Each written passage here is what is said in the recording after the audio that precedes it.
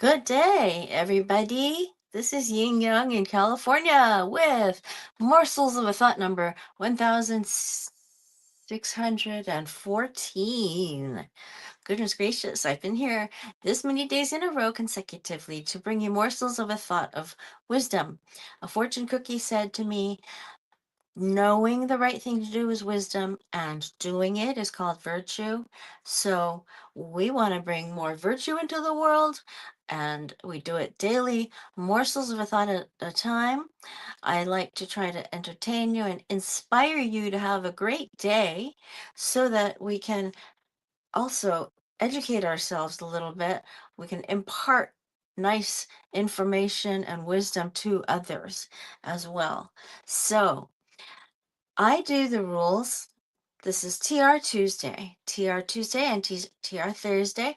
I do the rules, which is where you are an individual who lets people want more of her or him than less of her or him, and who gives him or her a chase.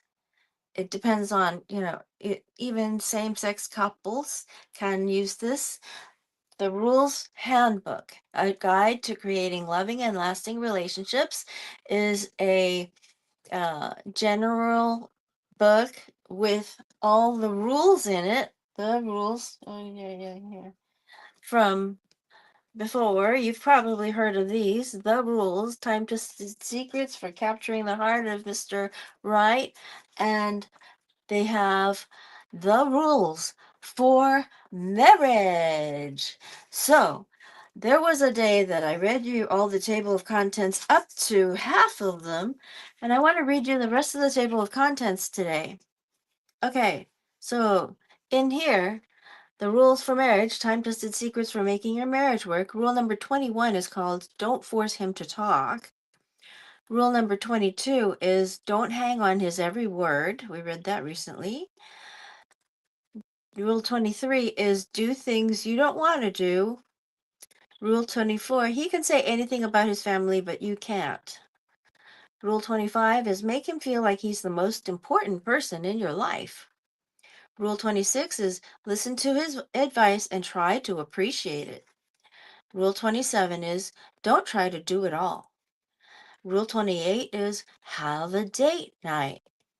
Rule 29 is rules for sex. Rule number 30. I'm not going to read that one out loud here. You know how to get the book. Rule number 30. Rules for pregnancy. I might read that one. Maybe. Rule number 31. Don't complain about the kids. Rule number 32. Keep it to yourself. Rule number 33. Don't expect applause for doing chores. It's a bad thing to have to do, but we have to do it. You know me.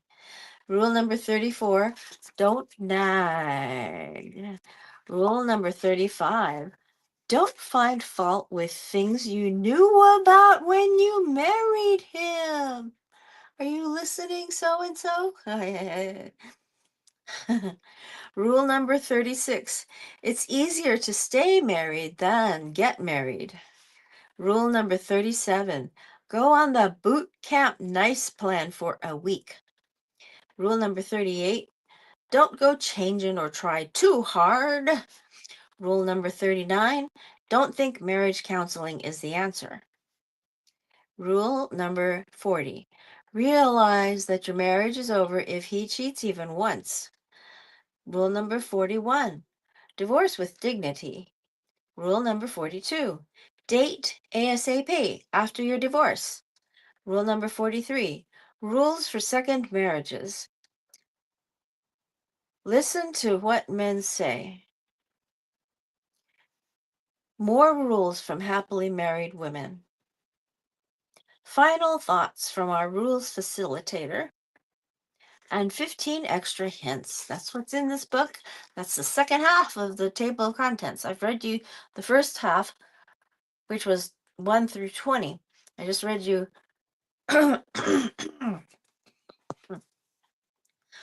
Numbers 21 through 43 and additional. So, we are going to read a little bit from Be a Team. That's rule number 6. Okay. We told you in the rules to be independent, to keep your own life, career, interests, hobbies, friends when you meet Mr. Right. This is necessary because many women tend to drop everything and everyone when they start dating a man they really like. They become too involved, see him too often, too early on, and he eventually loses interest. Like it or not, men very often fall in love with women who initially appear able to take them or leave them. And in rule number 4, we reminded you to keep up your own interests and have a life. Oh, cat hair. Oh, girl, I have cat hair.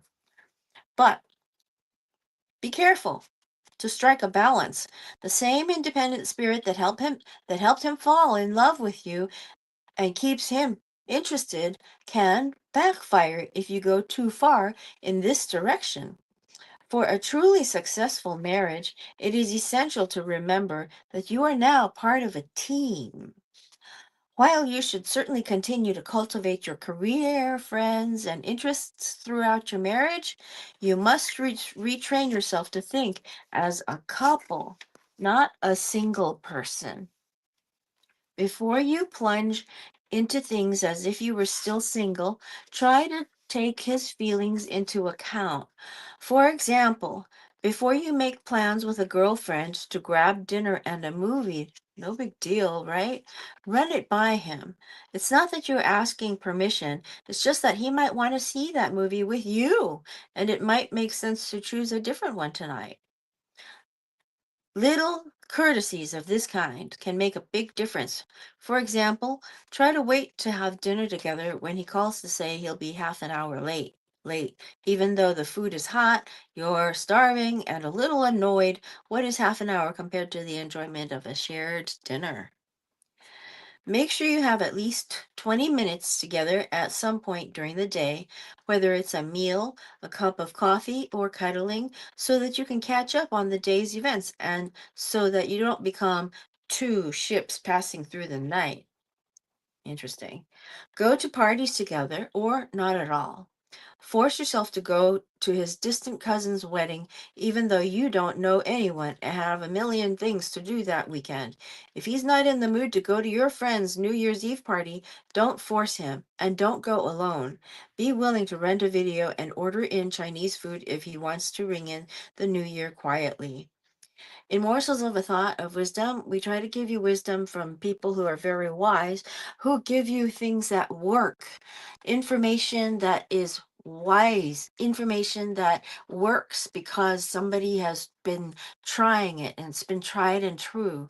So in Morsels of a Thought, number 1614, we are doing the rules for marriage and some no-nos for dating with high self-esteem.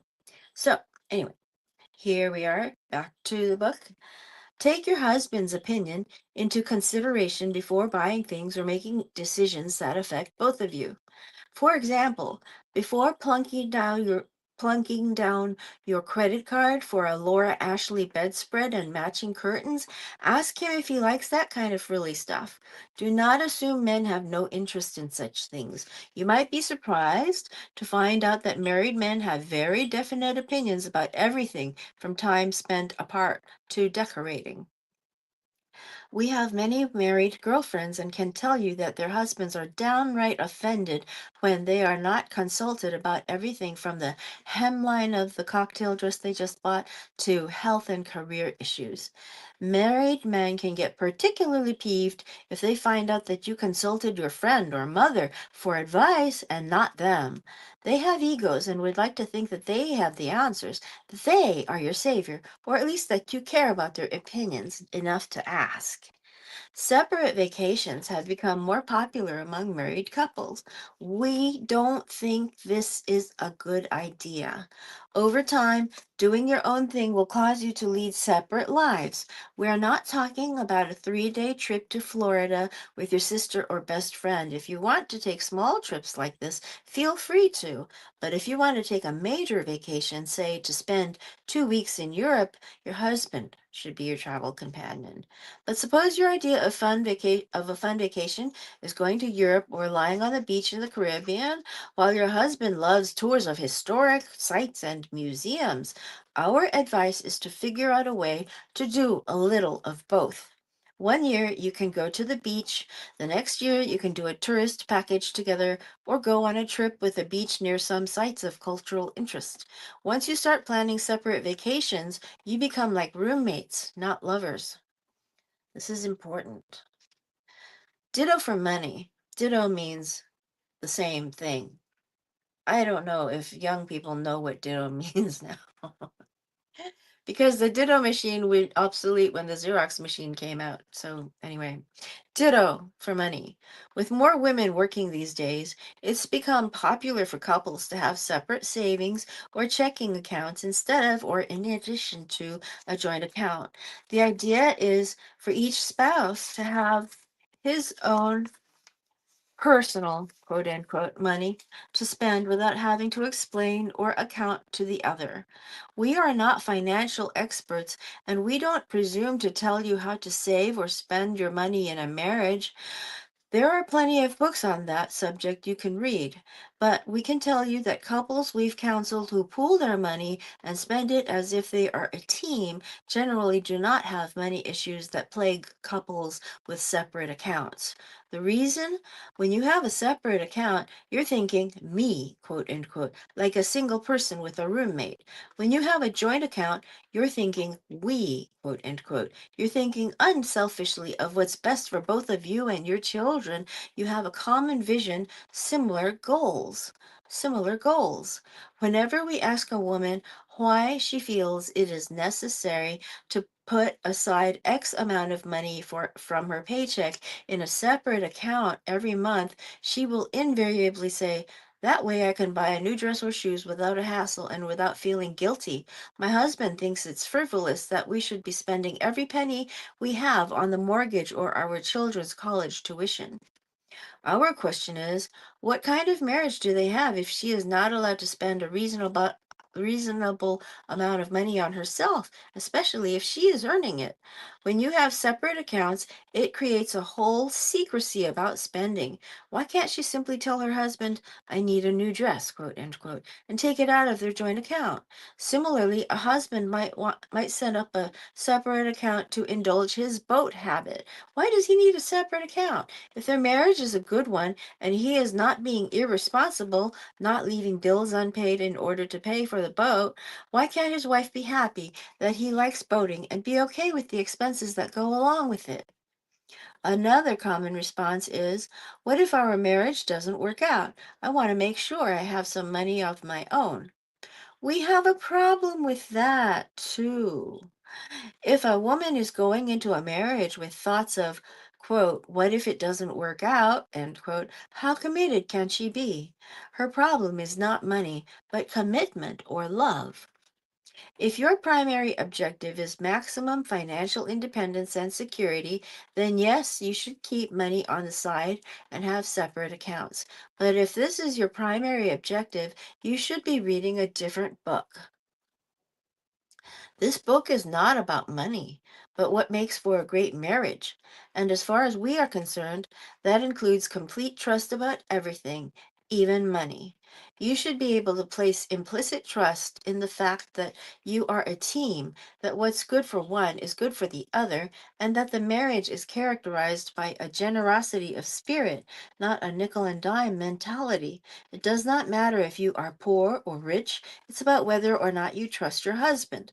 Of course, we're not talking about gamblers, drug addicts, dishonest businessmen, or men who are completely irresponsible. If you are married to one of these men, you will need to proceed with caution in many more areas of your marriage than money. No, we are talking about the average husband whom you married for richer or poorer. If you are worried about how your husband is spending or investing your money, then your problem is trust. If you don't trust your husband, you shouldn't have married him. My mother married out of necessity and didn't trust her husband. Mm. So she set up she actually had somebody help her set up an account somewhere.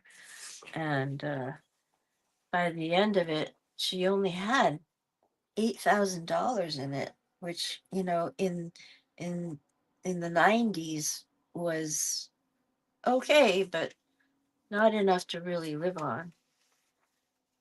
Anyway, back to the book.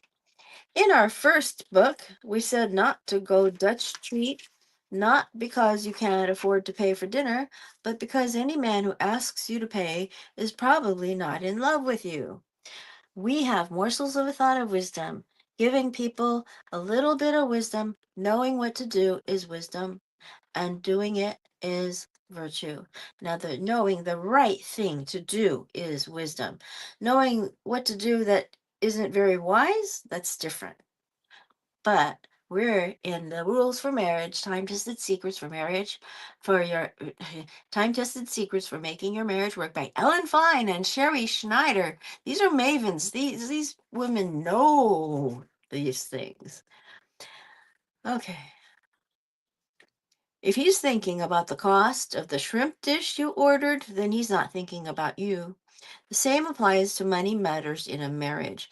If you're even thinking about money in a he versus me way and keeping score of who is earning what and spending what, there is something deeply wrong. The fact is, sometimes a wife has to support her husband through graduate school or a layoff or career change. Sometimes a husband has to be the sole breadwinner when his wife decides to quit work to be a stay-at-home mom.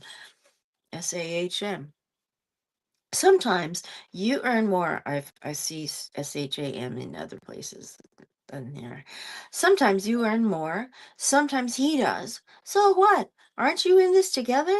If you think in terms of all for one and one for all, there is no resentment or competition or need for separate accounts. There are, of course, extenuating circumstances for keeping your money separately. For example, if you are divorced and have money from your first marriage that you are saving for your children or have signed a prenuptial agreement, we have no problem with prenups. If either of you made tons of money before you met, why shouldn't you keep it? And if you have decided before your marriage that this is what you would do with your previous earnings, then it was a mutual decision, which is really the most important thing when it comes to money.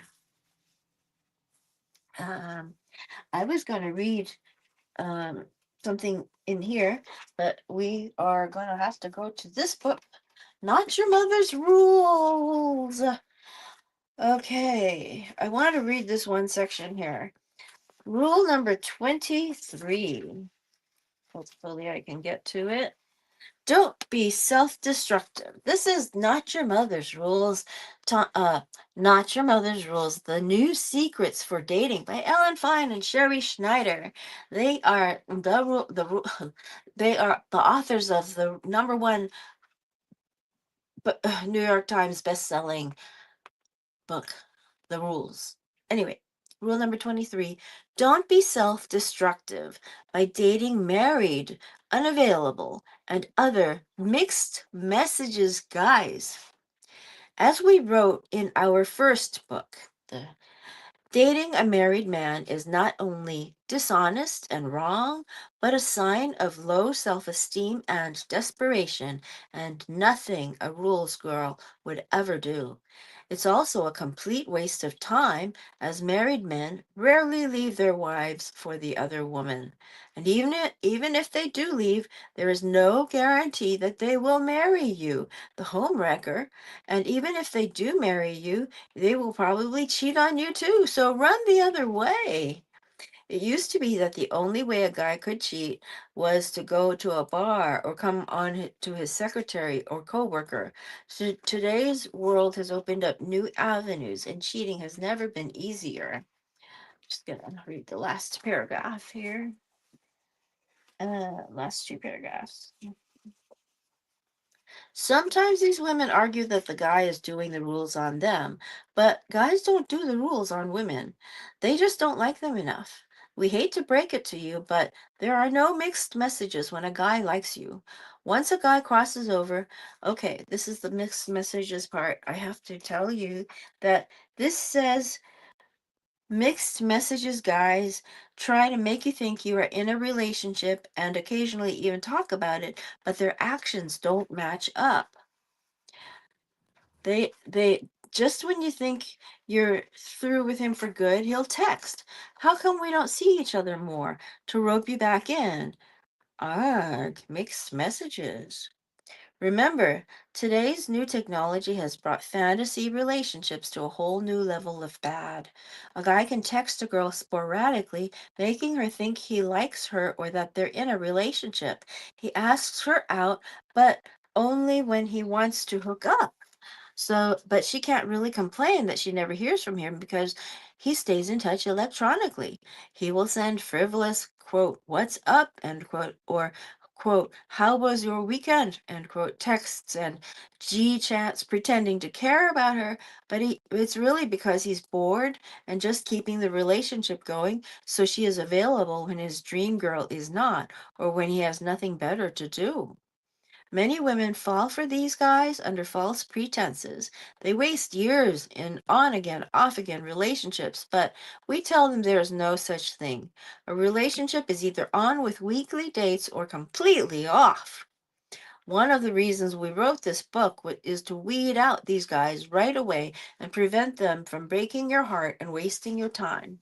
Now, in this section, I skipped quite a bit of it, but mixed messages, guys, are the ones that would include narcissists. But when we do the rules, we never get to find out that they're narcissists because in the dating process, they weed themselves out. They say, oh, let's meet on Monday. And then on Monday, they say, oh, no, here, it's important. Okay. Sometimes a woman will reach out asking us how to get the guy in her office who stares at her, or the guy at the gym who always uses the treadmill next to her. It's been 3 months. He looks at me, he flirts with me, but he never asks for my number. What do I do? Unfortunately, nothing. Sometimes guys like to flirt and are super friendly, but if they are not asking you out for coffee or drinks or a date, they might have a girlfriend. Nothing good will come of it, so just don't go there. Sometimes a fantasy relationship begins with a guy friend who suspects you who you've always had a little crush on him. You even joke with your girlfriends that he might be in the witness protection program because you can never find him, especially on your birthday or New Year's Eve. We call such men mixed messages guys. They try to make you think you are in a relationship and occasionally even talk about it, but their actions don't match up. When you call him out on his less than boyfriend like behavior, he defends it by saying, my last breakup was really bad, so I don't know if I can do this. Or I'm a mess right now. Or he swears the florist screwed up, or he swears the florist screwed up the flowers he ordered that never came for your birthday. He has a long list of excuses which a lot of women buy into. Then, just when you think you're through with him for good, he'll text, how come we don't see each other more, to rope you back in. Arg, mixed messages. So that's a good chapter to read. That's a really good rule to read. Number 23. If you get this book, read number 23 first because you will be able to weed out those, what do they call it? NPD people? Narcissistic personality disorder. You will never find out that he's a narcissist because he will be giving you mixed messages. And the second he does that, you will be dropping him and saying, next. And you will never find out that he was actually a narcissist to begin with anyway. Okay, so I'll see you tomorrow, and I hope you have a great, great day. Bye, old Kinderheck.